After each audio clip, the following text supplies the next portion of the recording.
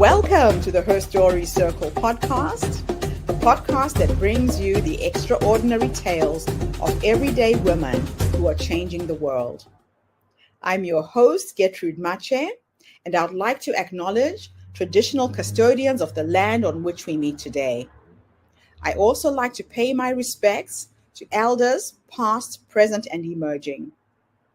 Every week, we dive into the lives, challenges, and triumphs of women from all four corners of the globe. We're here to inspire, enlighten, and connect, sharing stories that uplift and empower. So grab a cup of coffee, settle in, and join us as we explore the incredible journeys of women shaping our future. This is Her Story, where every woman's voice matters. Hello, everybody, and welcome back to the Her Story Circle. This is Gertrude Mache here in beautiful Melbourne, Australia. And today I am graced with the presence of yet another fascinating young woman. Welcome, welcome, welcome to our tribe. Please tell everybody your full name, where you're based, and share your story with us today.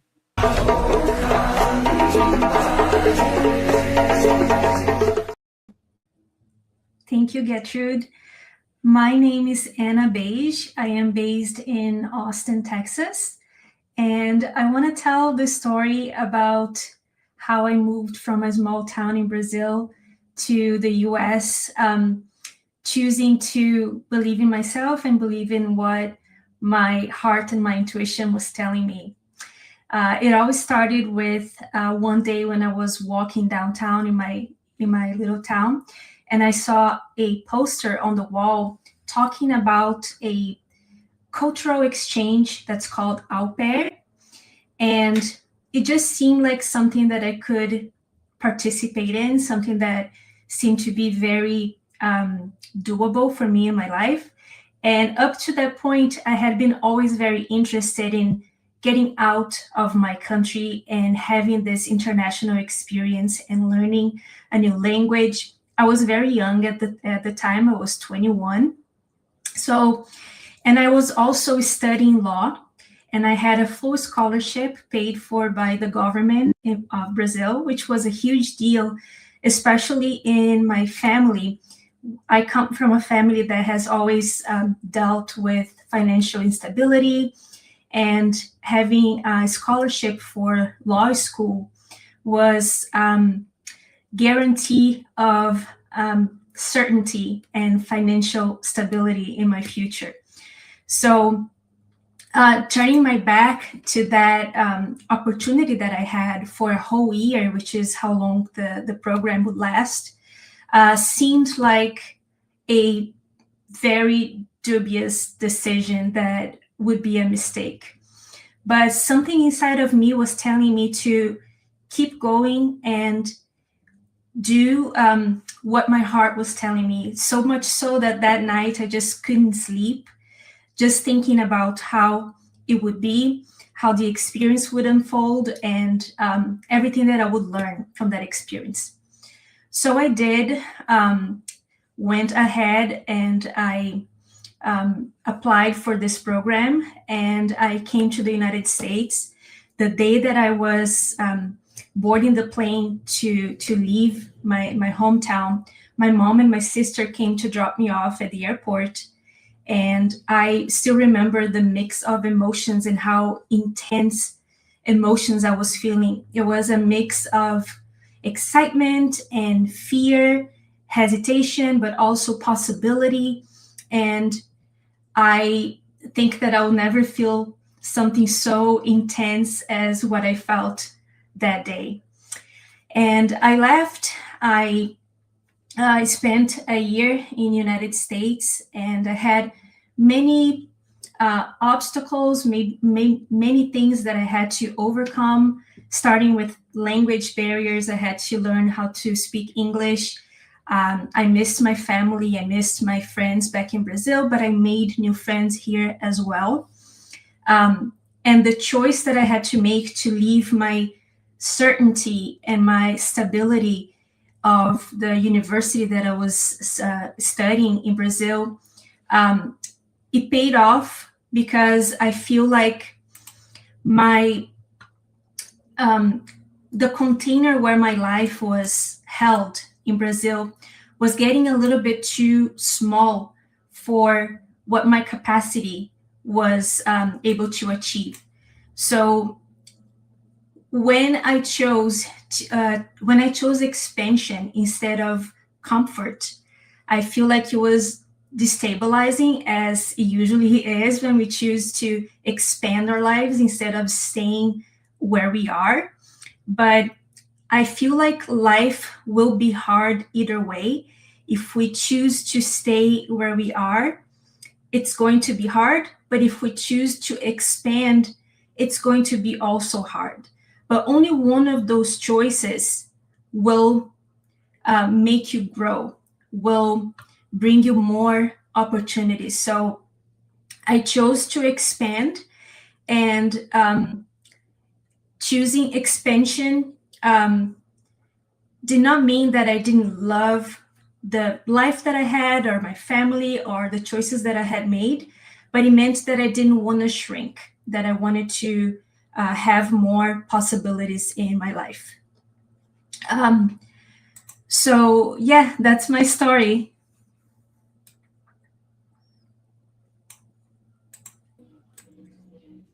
You've had a fascinating life, Anna. Just a big, big, big move all the way from Brazil to the United States. And I know that when we were talking before the interview, you described that day at the airport. Where were you feeling? What were you feeling in your body as you were leaving Brazil and walking into the unknown? I couldn't even begin to describe what I was feeling because it was one of the most remarkable and intense feelings I ever felt. It was just, it was the uncertain, it was the unknown, but it was very exciting. And I was just open and ready for whatever was coming my way in my future in this choice that I made. But you had a strong knowing that everything was going to work out, right? Because that took a lot of courage. Yes, I had a strong knowing that everything was going to work out. And I also felt like even if things didn't work out the way how I wanted, I would be able to deal with them. I felt like staying small wouldn't capacitate me to deal with whatever life was throwing at me. But making the choice to leave and expand myself would bring me capacity to deal with the situations. And I was very eager to know what I was made of outside of my small town. I wanted to see how I would deal with the situations of life because I didn't know anything about life at that time. And I wanted to see who I would be outside of my environment that I grew Yeah. up in. So you really challenged yourself. You pushed yourself to the limit. Now, what expectations were you carrying from family and from the community?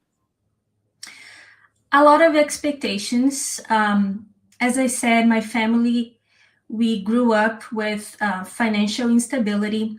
So, me having paid for scholarship from the government and studying law to become a lawyer, for my family, they were very proud of me.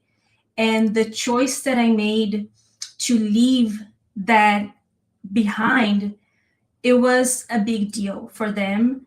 And they never they never told me not to make this decision and not to leave, but they Yes. made sure to show me how sad they were that I wouldn't be studying and how proud they were that I was studying. So it was a very hard decision to make.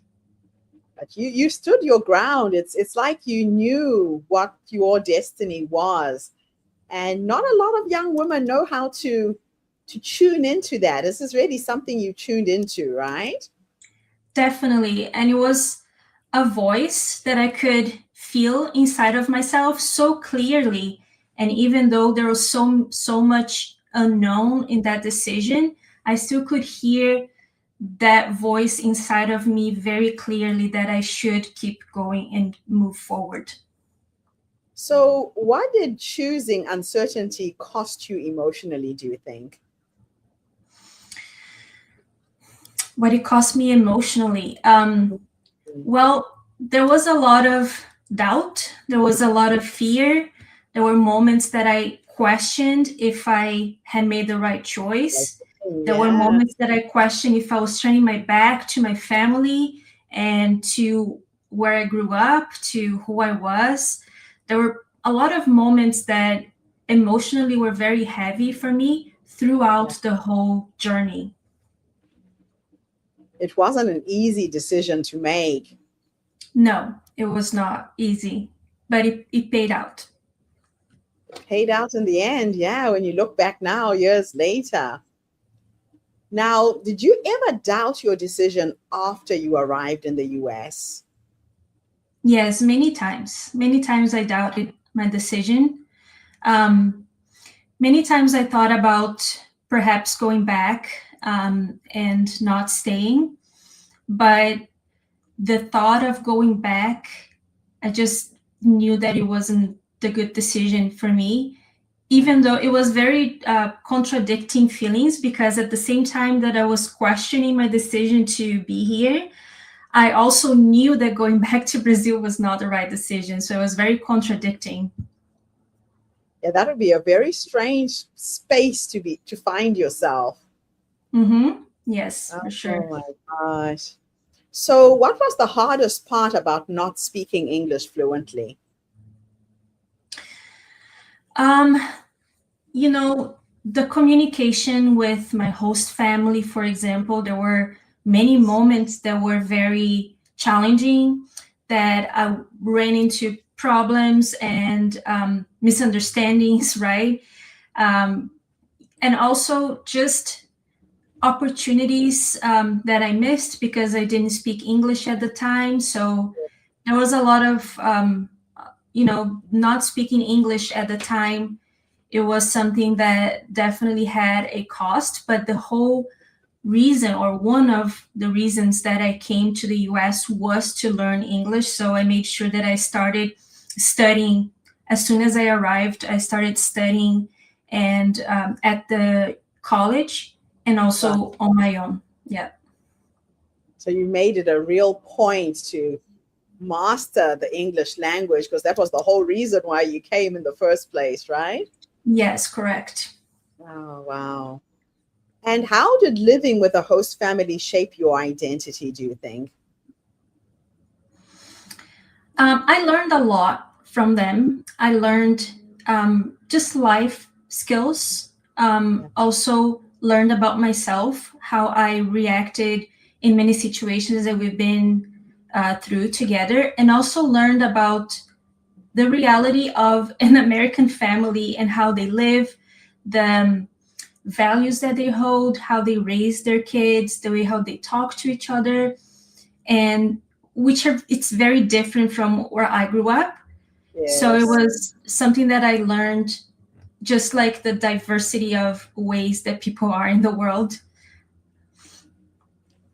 Yeah, that would have been so different because the culture is completely different to where you were from. Very Having different, to yes. live with the new culture would have been challenging. Was there a moment where you almost gave up? Yes. There was a moment that I almost gave up. When I was au pair, I had a small accident with the car. Somebody hit me with the car, and I didn't know how to deal with the situation. So I knew that I had to exchange insurance information with the person that hit me. But Yeah. since it wasn't my fault, I should have called the police. So there was a lot of things that I didn't do. And Oh, my host dad at the time, he got very upset with that, and he wanted me to get a rematch for a different family. oh, So, and wow. that was, yeah, so, and he told me that, and that was something that I had to talk to my host mom about. And she was totally against that. She was like, no, you're not leaving, you're staying. But, dealing with the situation between me and him, my host dad, and him wanting me to leave, me not being able to explain myself well because my English was uh, very lacking at the time. So it was a very, very hard situation that I definitely thought about leaving. Oh, wow. That would be so traumatic for Yes, for any a young 21-year-old person. here by yourself, not knowing anybody, not speaking English. I also had some Brazilian friends that I made when I arrived here, and they were very crucial for my decision to stay as well. Right. Oh, that's good. So you managed to find other people from Brazil in the community who were there to support you. Yes, a support system. And we Oh, helped each other because they were also au pairs. So we were in the same situation together. And that really creates a bond. When you're going through a challenging situation with other people, that yeah. bond that you create, it is for life. I'm still friends with those people that I met when I was au pair, Oh, 15, 16 years ago. Yeah. that is so nice. And the thing is, they could also relate to what you were going through because they've probably gone through it themselves at some point. But just to be able to find that sense of community and other people outside of the host family that would support you must have been incredible too. Yes, 100%. Wow. So, what did leaving Brazil teach you about belonging? That's a very good question. Um, it taught me about belonging. I I never felt that like I belonged in Brazil fully. And Okay. ever since moving to the US, I also don't feel like I belong here as well. So, Right. what I learned about belonging, I think, with this whole journey that I've been through, is that belonging is not about the place where you are, but it's about the people that you have in your community. So, you might feel like you don't belong in a place or you don't belong in another place. But if you have a community of people, that's the differential that you're gonna have to decide if you belong or you don't belong in a place. It's not about the place; it's about the people that are there with you.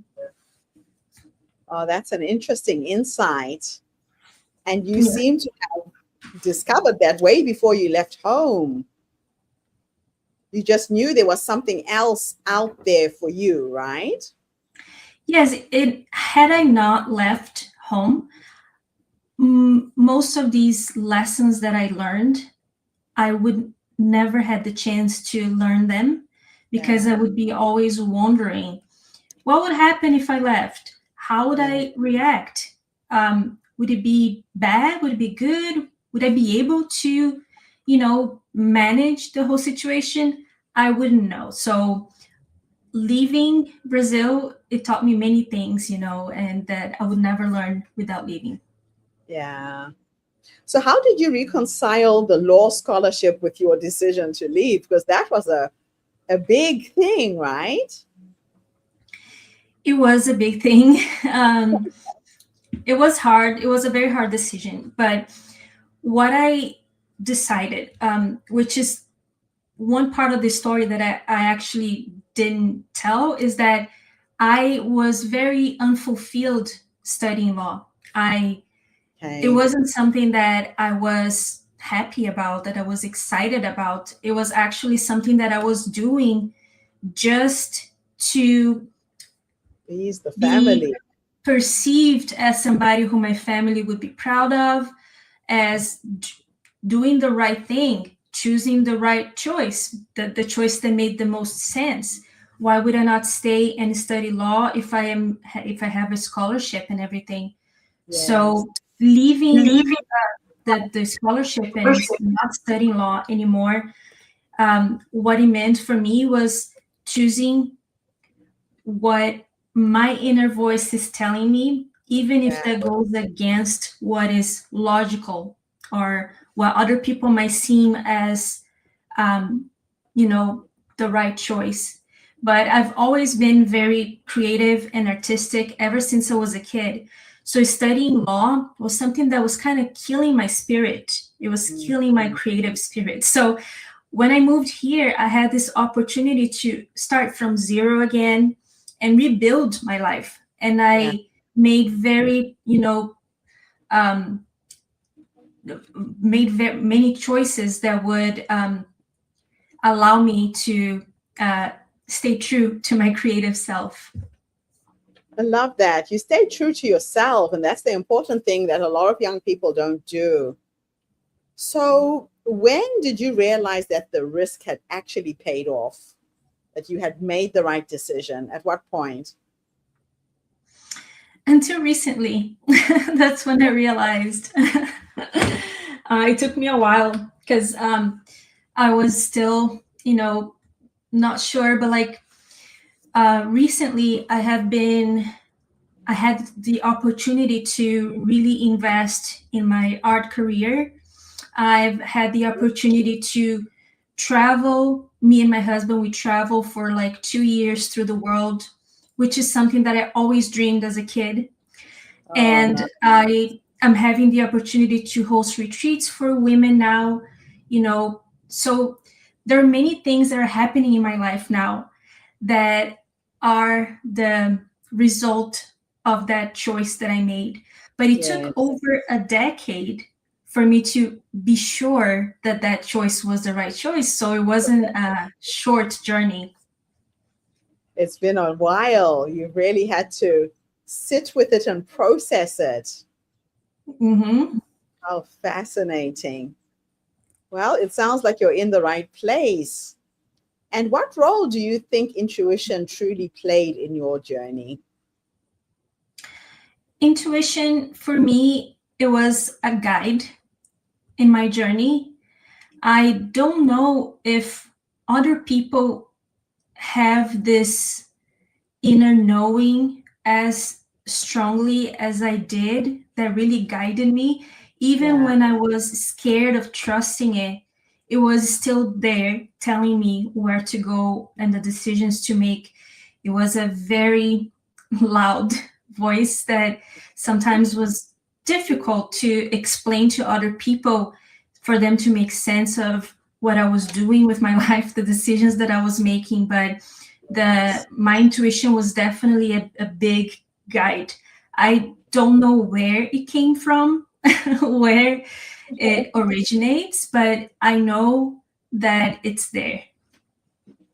Yeah, that inner voice, when you start listening to it and you tune into it, it's pretty easy. But while you're going through it, it's difficult. It Very takes a difficult. while to really tune in. Yes. So, what do women misunderstand about playing safe, playing it safe?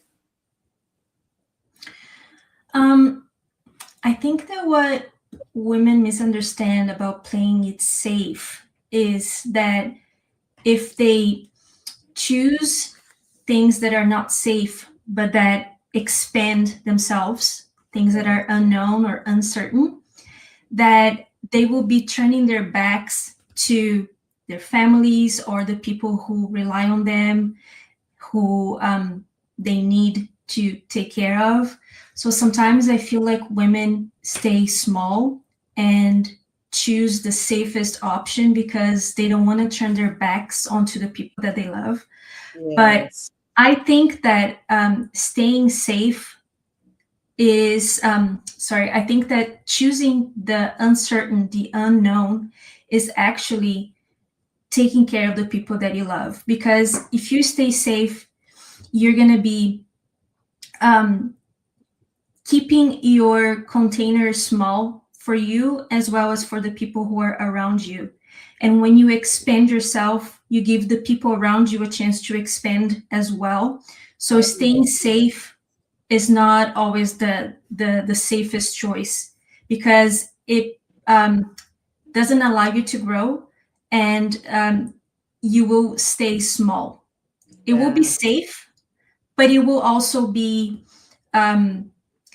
small, and it might be frustrating. It might bring you regret. So staying safe won't protect you from future regret. Yeah, and you'd never want to live with the regret of not having tried, right? For me, failure is not having tried. I've always said, I'm going to try everything that comes my way. Mm-hmm. And I feel like I failed if I came out on the other side with that regret that, oh, if only I had done it. It's true. Very true. Yeah, yeah, you're really teaching us a different way of living. So, how do you now define success differently than you did at the age of 21? Um, I define success in my own terms. I try not to I try to take people's advices with a grain of salt, because people know their own realities, but they don't know my reality inside of myself. So I feel like success looks different for everybody. And I think that everybody needs to find what success looks like for them, not Yeah, for their families, not for their friends, but for them. And go into that direction, because everybody's different, everybody's unique. So success looks different for everybody. yeah, that is so true. That image that we are trying to portray to everyone, for one person, it looks like this, the next person is something completely different. So it's really up to the individual to decide what success is to them.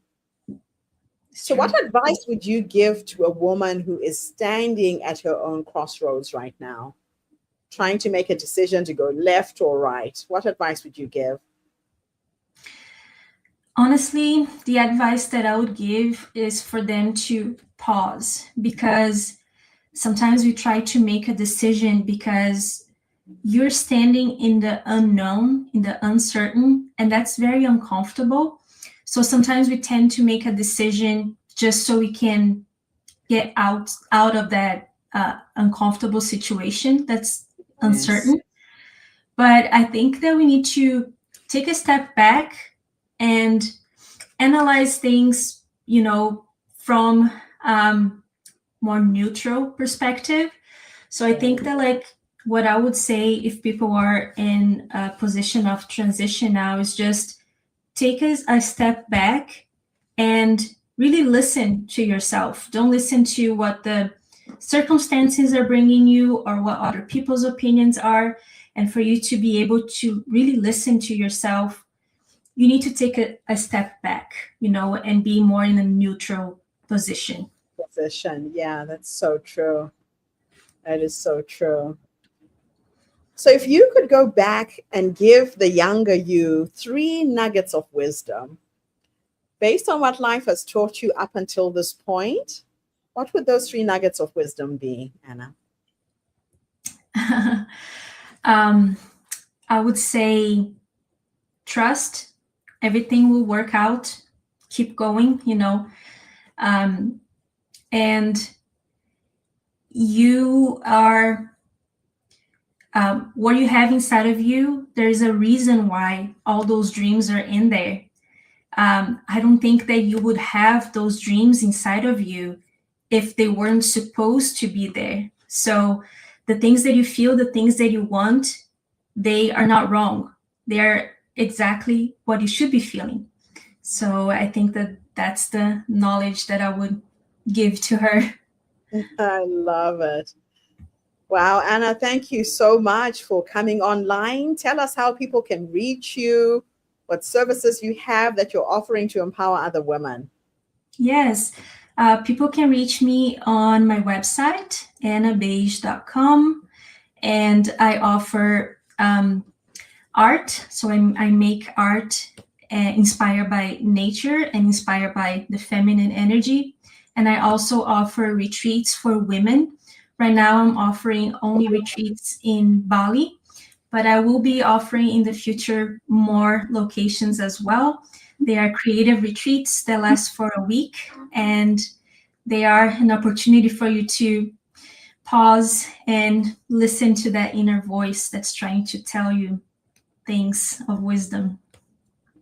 I love that. That is so beautiful. So many women need to hear that, needs to see the possibility in themselves, that you're here to guide and support them to go on this journey. And it is a journey that you Yes, have been correct. on. So it is absolutely wonderful that you're empowering so many other women now by doing the same. And I thank you so much for coming online and sharing your story with us today. Thank you for the opportunity. It's been an absolute pleasure. And thank you to everybody who tuned in. The Her Story Circle is not just a podcast. We're a social impact movement that brings you the stories and voices of women from all over the world. We share our stories to uplift you, to inspire you, to energize you, but most importantly, to help take you from where you are now to where you're trying to go. So if you are a woman who is seeking support, here's an expert who can guide you. Or if you know someone who is struggling, who's at a crossroads, is needing support and help, please tag them on this video. Share the video on your social media with your family and friends. I'll be back again tomorrow, everybody, with yet another amazing guest. In the meantime, have a fantastic day, morning, or evening, wherever you are in the world. And Anna, thank you again for the interview. Thank you. Bye for now, everybody. Thank you for tuning into the Her Story Circle podcast. I hope today's story has inspired you to believe in the power of our stories and the difference you can make in the world when you use your voice. I'm Gertrude Mache, and it's been an honor to share this space with you, where voices from all walks of life come together to weave a rich tapestry of diverse perspectives. Don't forget to subscribe, rate, and review our podcast to help us share these stories with more listeners. Follow us on social media by looking for the Her Story Circle podcast for more updates. And join us tomorrow for another episode filled with courage, resilience, and empowerment. Remember, your story matters, and together we're building a stronger, more inclusive world. Until next time, keep making her story.